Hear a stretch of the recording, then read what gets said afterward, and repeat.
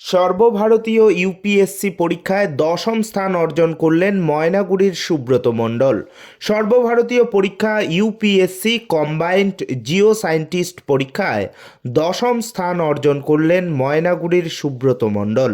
তার বাড়ি ময়নাগুড়ি ব্লকের উত্তর মাধবডাঙ্গা এলাকায়। সোমবার এই ফলাফল জানতে পেরেছেন তিনি।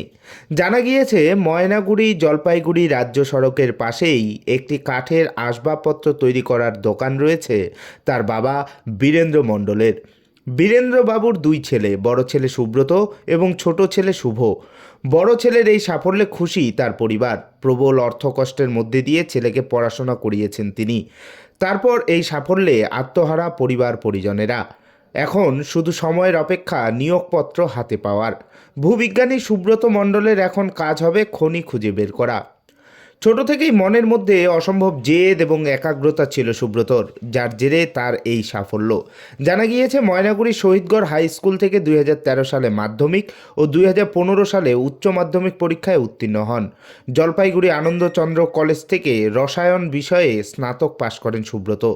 এরপর পাঞ্জাবের আইআইটি রোপার থেকে রসায়নে মাস্টার্স সম্পন্ন করেন তিনি। এদিকে তার প্রস্তুতি চলতে থাকে সর্বভারতীয় পরীক্ষার জন্য। ইউপিএসসি পরীক্ষায় 4বার বসেছেন তিনি। 2023 সালে লিখিত পরীক্ষায় পাশ করলেও মৌখিক পরীক্ষায় পাশ করতে পারেননি। অবশেষে চলতি বছরের ফের 11ই ডিসেম্বর মৌখিক পরীক্ষা দেন তিনি। আর তার ফলাফল বের হয় সোমবার। সেখানেই দেখতে পান তার এই ফলাফল। সর্বভারতীয় স্তরে জিও সায়েন্টিস্ট পরীক্ষায় দশম স্থান অর্জন। এখন তিনি সহ তার পরিবার অপেক্ষায় রয়েছেন নিয়োগপত্রের। এদিকে এই খবর জানতে পেরেছেন ময়নাগুড়ি থানার আইসি সুবল ঘোষ। খবর শোনা মাত্রই সুব্রত মণ্ডলের সাথে যোগাযোগ করেন তিনি। তার এই সাফল্যের জন্য তাকে সংবর্ধনা জানান আইসি সুবল ঘোষ। আমার হচ্ছে আমি এটা জিও সায়েন্টিস্ট হলাম আর কি। খনি আবিষ্কার করার কাজ মেইনলি আসলে আমার। কোথায় ইন্ডিয়াতে কোথায় খনি আছে বা সমুদ্রের যে ইন্ডিয়ার সীমার মধ্যে যেসব সমুদ্র সীমার মধ্যে কোথায় খনি আছে সেটা খুঁজে বার করা মেইন কাজ। আসলে ক্লাস 9-10 যখন পড়তাম তখন হচ্ছে চাঁদের পাহাড় সিনেমা দেখি। সিনেমা অ্যাকচুয়ালি উপন্যাস আসলে মেইনলি সানডে সাসপেন্স থেকে। তো ভাবলাম যে খনি খুঁজে বার করার কাজ দারুণ একটা ইন্টারেস্টিং কাজ।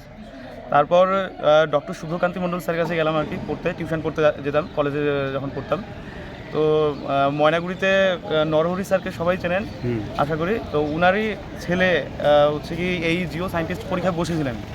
2014 সালে উনি ইন্টারভিউ পর্যন্ত গিয়েছিলেন, কিন্তু ফাইনাল রাউন্ড উনার কোয়ালিফাই হয়নি।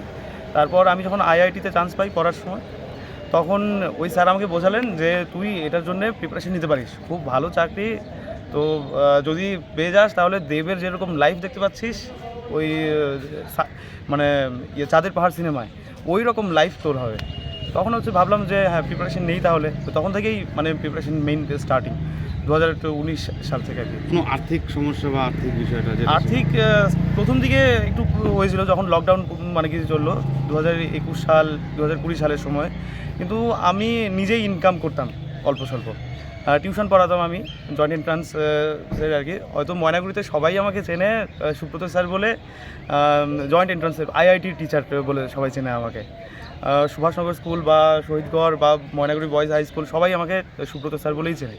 তো সেখান থেকে আমি কিছু ইনকাম করে নিতাম, তো আমি সাপোর্ট দিতে পারতাম বাড়িতে। আপনি কোন কলেজ থেকে করেছেন? আমি জলপাইগুড়ি আনন্দচন্দ্র কলেজ। হ্যাঁ, গ্র্যাজুয়েশনটা আমার আনন্দচন্দ্র কলেজ থেকে।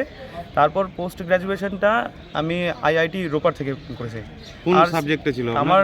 অ্যাকচুয়ালি মাস্টার্স দুটো সাবজেক্টে। একটা প্রথম সাবজেক্ট হচ্ছে কেমিস্ট্রি, আর সেকেন্ড সাবজেক্ট হচ্ছে কি আমার হিস্ট্রি। দুটো সাবজেক্টেই আমার নেট সেট পাস করা আছে। তো অ্যাসিস্ট্যান্ট প্রফেসরের পরীক্ষা বসেছিলাম, রিটেন এক্সাম কোয়ালিফাই হয়েছে। তারপর হচ্ছে ইন্টারভিউ এখনও ডেট দেয়নি, তো ওটা রয়েই গেল, আর তো যাচ্ছি না ওখানে। তো সায়েন্টিস্ট হয়ে গেছি, এখন এদিকেই থাকবো।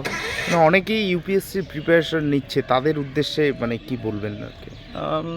আমি বলবো যে যদি আমি যেটা ফিল করলাম একটু ব্যাকআপ সাপোর্টটা দরকার, সামান্য পরিমাণ হলো না ছাড়া কাউকে প্রিপারেশন নিতে বলবো না যেভাবে। কারণ কি খুব ডিপ্রেশন লাগে।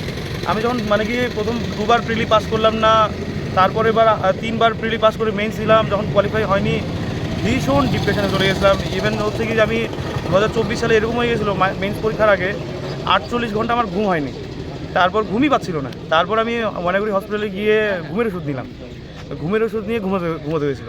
তারপরে একরকম এমন হবে সাইকোলজিক্যাল মানে কি প্রবলেমও হয় প্রচুর, যে মনে হয় হচ্ছে কি আমি হবে না, মানে সুইসাইডও করে নেই, এরকম মনে হয় কোনো কোনো সময়। তো খুব ডেঞ্জারাস জিনিস এটা। এই জন্যে আমি মনে করি যে একটু ব্যাক সাপোর্টটা থাকা ভালো। আর যদি খুব বেশি মানে কি মনের জোর থাকে তাহলে অবশ্যই করো, প্রিপারেশন নিতে পারে স্টুডেন্টরা। এবার কি কি ইচ্ছে আছে এবার? এখন তো মানে বিজ্ঞানী হলাম, তো বিজ্ঞানী মানে কি যে খনি খোঁজার কাজ করব।